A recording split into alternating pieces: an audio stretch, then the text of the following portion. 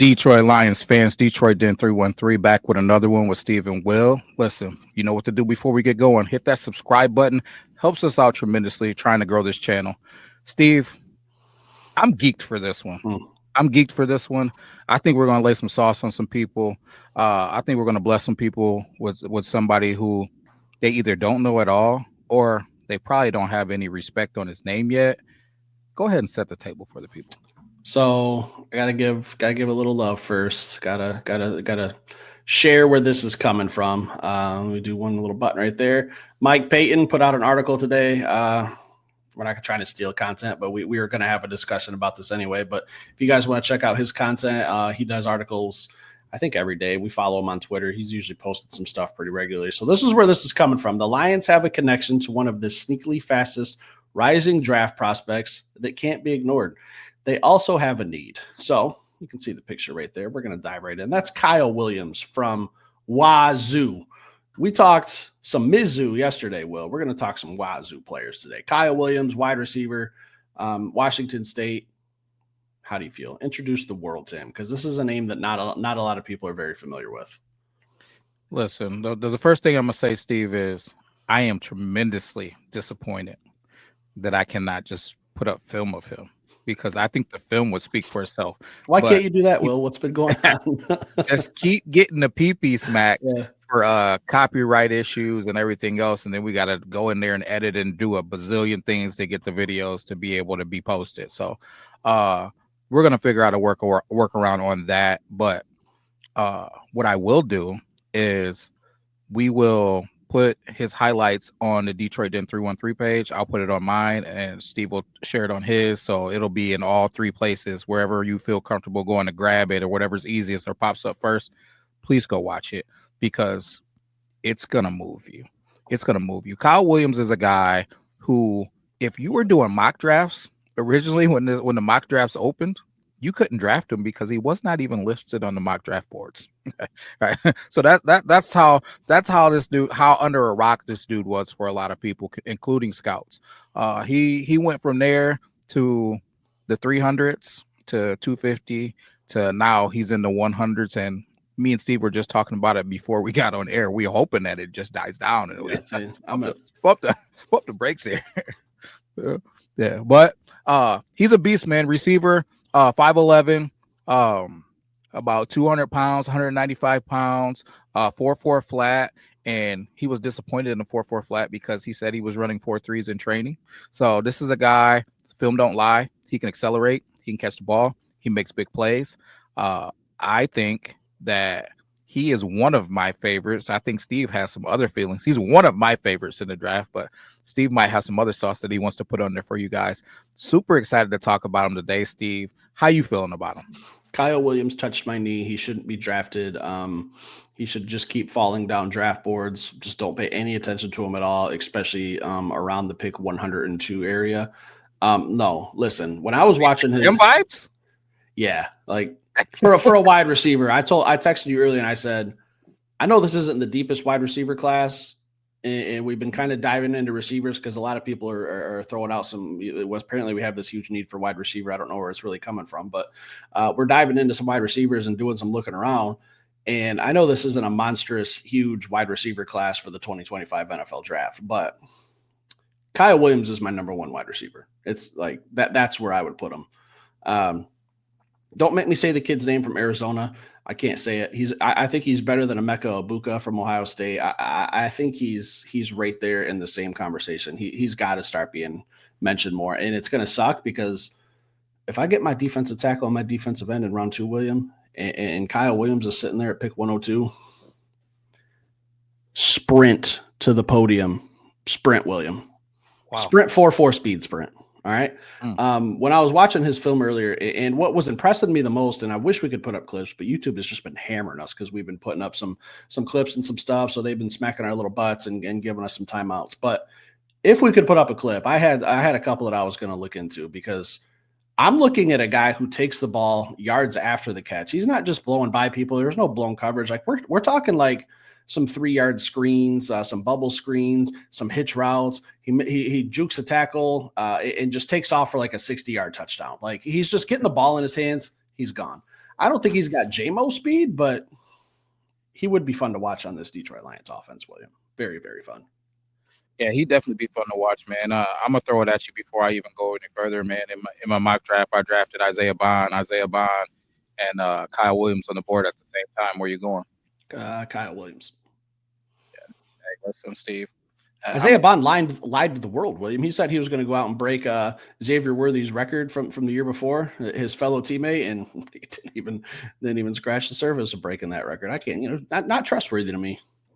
I mean, I get it. J-Mo lied to the world too. He said he wasn't going to get in any more trouble, and then there we went. So I still love him. So we defend him with the shield every chance we need to. So no, I don't know, man. When we're talking about Isaiah Bond, who is a proven guy who's played at Texas, he played alongside Golden, had Xavier Worthy there the year before.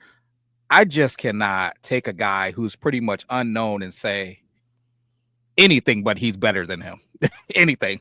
I'm taking Kyle too. I'm taking Kyle 10 times out of 10, even over Isaiah Bond. When you watch the film, people, and it's been because we were gonna do a hidden gem show, and then this article came out, so it kind of like, and let's set the connection too. So the Detroit Lions quality control coach, Justin Mesa, he was coaching at Washington State for the last 4 seasons, right? So that's the connection here. So when Kyle Williams was pretty much going unknown, it's like, I'll tell you who does know about him.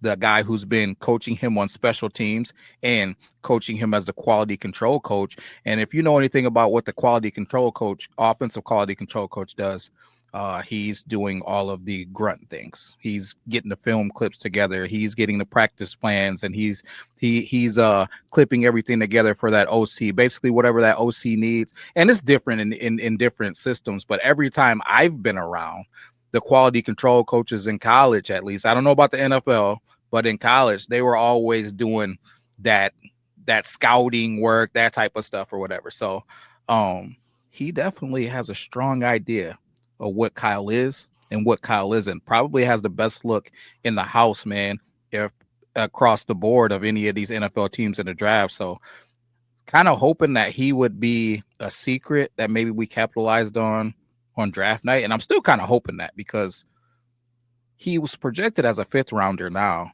And if we took him in the 3rd round, like you just said, I wouldn't be mad at it. So I was down to take a receiver and go get Jared Goff a Ferrari. So it's just a different Ferrari. And I tell you guys all the time, I don't gotta be right. This team just has to be successful. So I love the guy, man. I took a few notes on him, Steve, and I know you got a little bit too.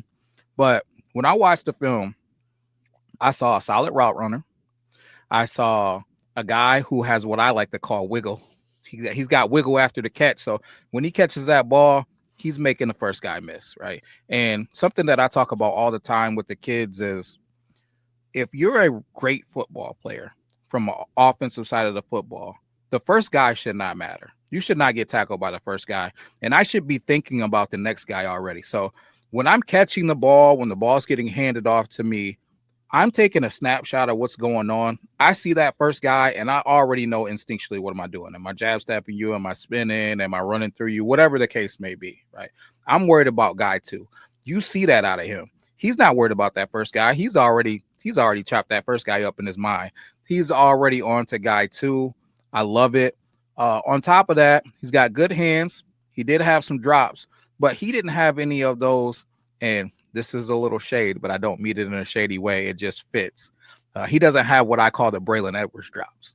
And by that I mean this. And Braylon, because I know Braylon might see it or it might get talked about. Braylon, before you come for me, here's what I mean. Braylon was the type of dude, he'd catch something all nasty over his head, one hand, and do something crazy, and then something hit him in the numbers and he drop it. I think he just used to be bored. Like, I don't want to catch the easy one, but if it's over 2 people or something, I'll go get that or whatever.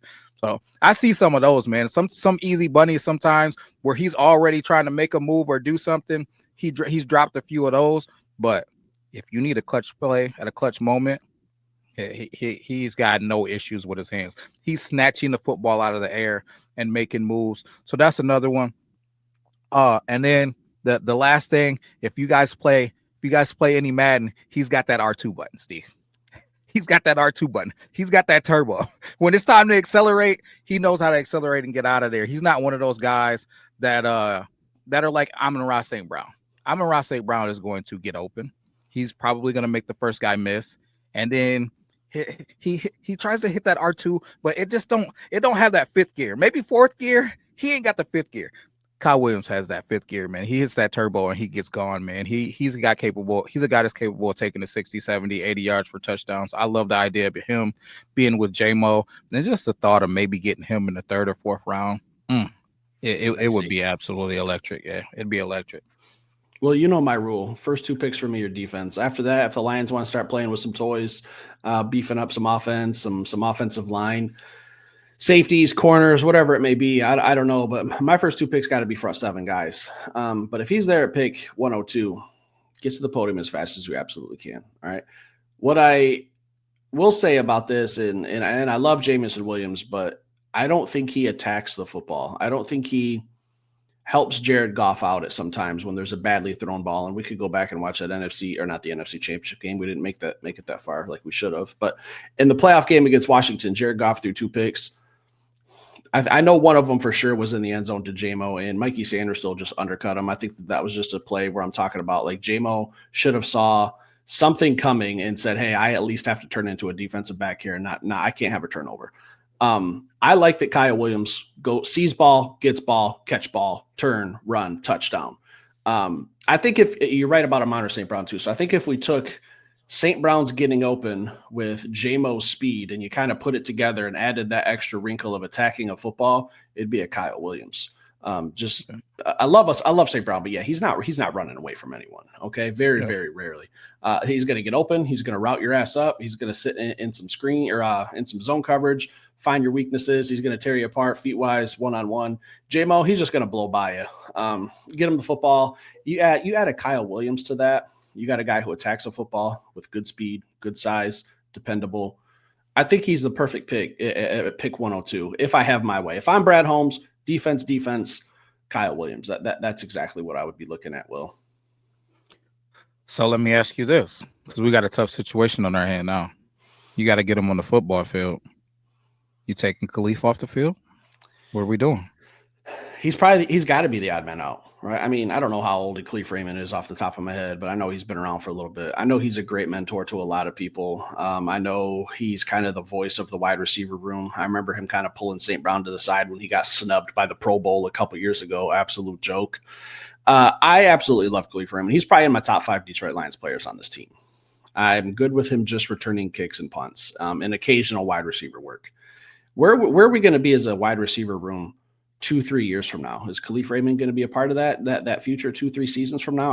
I don't know. Where do you find that at? It's either free agency, which we didn't do anything in free agency this year in the wide receiver room other than bringing back Tim Patrick. So what are we going to address it for the future? It's got to be in the draft. So is that the can we're going to kick down the road? Because we talked about this in your mock draft. Like, it's hard to address every single issue. Like, it's hard to go out there and bolster up your defense and get 2 stud players and a backup guard and a starting wide receiver and a safety. It's hard to do. So something's probably going to get kicked down the road. I guess it's really up to Brad Holmes and what he wants that to be. But here's when I showed that article from Mike Payton, my only knock on that headline was the last sentence where it says they also have the need for wide receiver. Now, if I was watching Lions football and I was just a casual fan, just, hey, Sunday Night Football, I'm going to throw on the Lions. I don't think I could have picked a single game last year where I could say, wow, this team has a wide receiver problem. I don't think I'd say that at all last year. So if we're drafting a wide receiver at 102, I think it's a luxury. It's a nice pick. It's something for the future to have someone under contract for the next 2 or 3 seasons, because even Tim Patrick, we didn't know if he was going to come back this year. So how big of a role are Tim Patrick and Khalif Raymond going to have in the next 2 to 3 seasons? I'd be pretty surprised if both of them are on the team, if I'm being honest with you.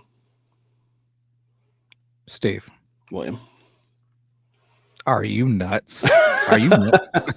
Listen. Oh, here we go. I'm a big picture guy. I say it all the time. I'm a big picture guy.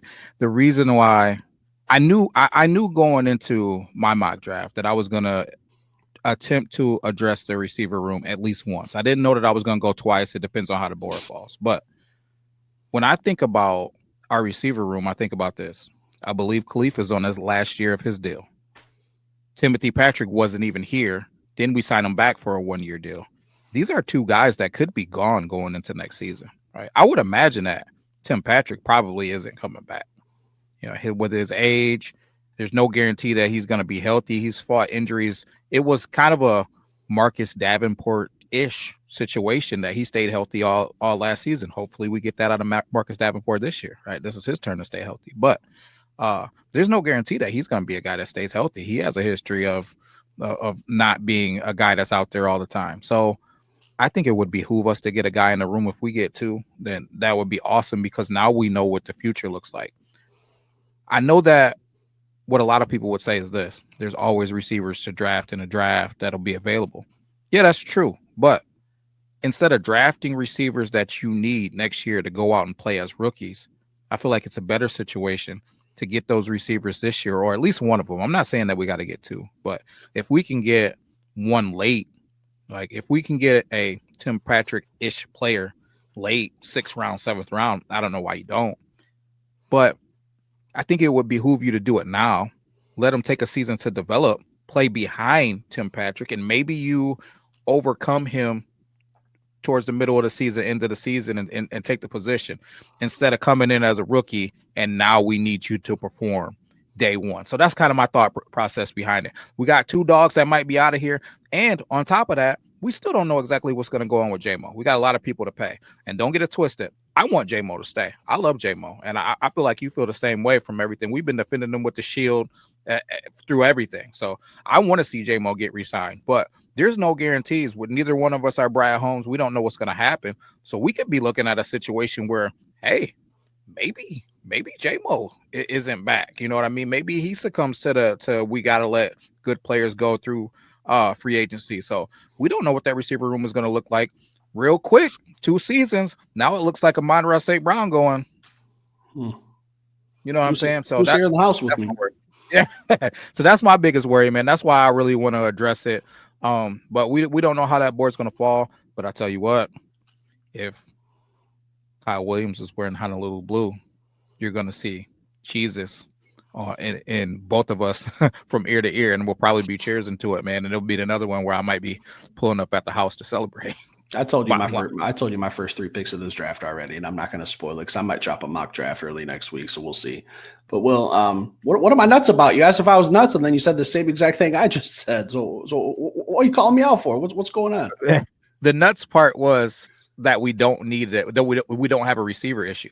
I think we got a receiver issue in a sense of like we don't know if these guys are going to be here next year, and I don't want to get into a situation to where we're cornered into having to do something in a draft. I like to stay ahead of it and be drafting whatever we want, man. Maybe next year we want to draft a kicker in the 1st round. Who knows? I'm just saying, like, I like the ability. Steve, let's look at this. Let's play in a world where you re-sign Kirby Joseph, you go get an edge this year, right? Or 2. You could get a defensive tackle later on in the draft. There's a potential there. If you don't, hey, who's to say Mekhi Wingo doesn't show up and turn into a dog? Who's to say you don't just re-sign DJ Reader? Hey, Levi Onwuzurike is a guy. If he shows up and balls out, he might be a guy that's back. Aleem will be back. Like, Aiden Hutchinson is there. Our offense is, listen, like, there's no questions there. You go out and get receivers going into next season. If you get a receiver and you put it on this offense, you're set at tight end, you're set at running back, you're set at quarterback, you're set on the offensive line. What are you drafting? Like, you don't have? Listen, if there's some kicker that can kick 70-yard field goals, maybe he's our 1st round pick. We pick him at 32. I don't know. That's the space that I really want to be in. I know it kind of sounds crazy, but I'm being serious in the sense of this. I feel like the Philadelphia Eagles go into drafts and they just draft whoever they want. Kansas City Chiefs are definitely just going into drafts. They're just like, guess I'll add Xavier Worthy to this team. Like, they're not going in like, oh man, we got to get a guard. We got to, you know what I mean? So that's how I'm looking at it. If we get this draft right, and I'm going to keep saying it because I truly believe it, man. If we get this year's draft right, it can change the trajectory of the Detroit Lions for decades. Because if we get 5 good players, Steve, 5 really good players, 5 starters, again, if Brad does Brad magic again, it'll be scary because we don't need 5 people on defense, and we darn sure don't need 5 people on offense. So if he gets 5 starters out of this draft, we're gonna light the league on fire. 5, I'd be happy with 2.5. I'd be happy with 2 solid pieces on defense, and then if you want to throw in a Kyle Williams as a role player, someone who's not going to see every snap on offense but gets into football games, or maybe you draft a guard that comes in, someone gets hurt and you need to throw them in there. 5, shit, William. If we have 5, I don't know if there's 5 jobs up for grabs right now. That's what I'm saying. Let alone 2 or 3, maybe there's up for grabs. And then, on offense, there might be some reps available, but we're in a good spot compared to where we were 3 years ago. But the Eagles and the Chiefs, they've got some jewelry on their hands the last 10 years that the Detroit Lions don't have. We don't have that luxury. We can't walk around puffing our chests out. The Chiefs are in the middle of a dynasty, and the Eagles have won 2 Super Bowls in 10 years? So once every 5 years. If you're telling me that the Lions are going to a Super Bowl once every 5 years, let alone winning 2, I'm thrilled with that. But I think we are on track. And we talked early into the offseason, and I said this Detroit Lions defense is only 2, maybe 3 pieces away from being dominant. The best part of, or what's going to help them the most is not who they're acquiring, it's who they're getting back, who's getting healthy, and now adding some more pieces to that. And then all those free agent signings that we've done this past 2-3 weeks is just depth. Like getting healthy is step 1. Free agency was kind of step 2 of adding to some depth with, just in case we run into something like last year. Now we're getting ready for the draft, step 3, where we're going to go out and get some starters on defense, hopefully, and a role player on offense that's getting onto a field, and maybe a backup guard / center / tackle. I don't know what the plan is for Brad, but I think that there's 2 or 3 jobs up for grabs. The rest, I think we can get some guys that can at least get on a football field. Yeah. And when I say starter too, I mean starters for the next couple of years. So if you don't get on the field necessarily and start this year, if I'm drafting you at that receiver position, I'm drafting you to be the starter in the following season. So I know that we're probably not bringing back Tim Patrick if I go get a guy.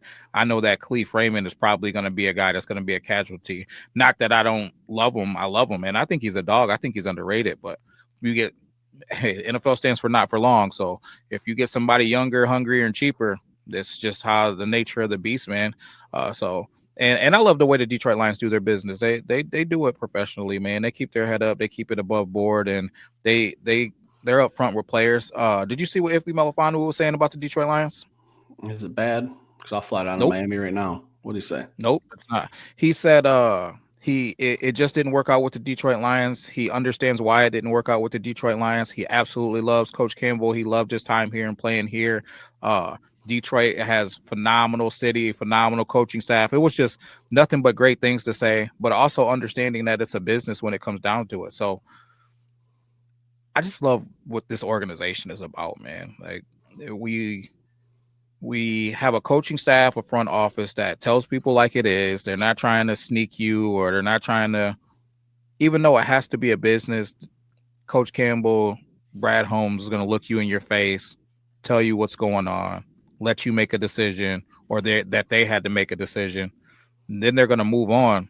And I like that, man. And that's part of getting on a different tangent, man. I won't say too much about it, but that's part of my situation with this Hendon Hooker thing.